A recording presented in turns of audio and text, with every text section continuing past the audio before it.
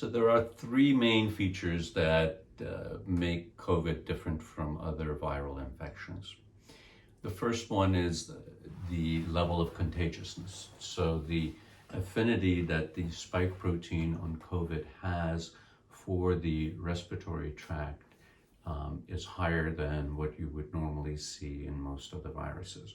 So when last year we were defending against COVID as much as we could, and everybody was socially distancing and staying home and wearing masks, we basically didn't see any influenza in America, whereas we saw hundreds of or almost 100 million cases of COVID in the past 2 years. So contagiousness is the first one.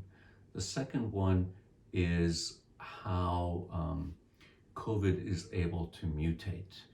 And because COVID is a more advanced virus, it has the ability to do what's called in-frame mutations.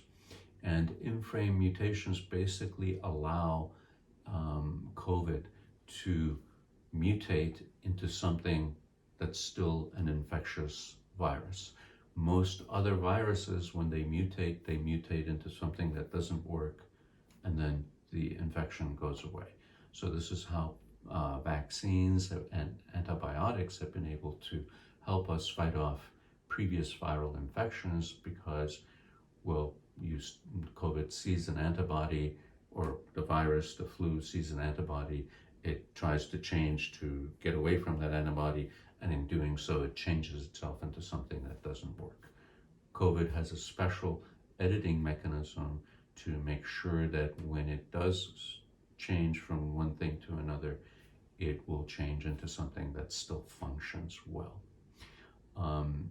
The third potential way that COVID is different from other normal cold viruses and flu viruses is the potential for it to act as a retrovirus. And a retrovirus, in case of an RNA virus like COVID, is something that can translate itself back into DNA and potentially incorporate itself into your genome, or figure out some other way to stay in your body and cause long-term issues.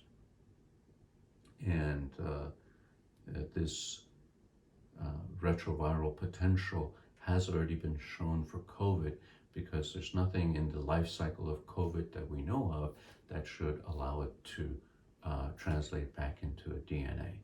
But there have been cases where people have identified and reported on the DNA from COVID being detected in the bloodstream of those who have suffered from it.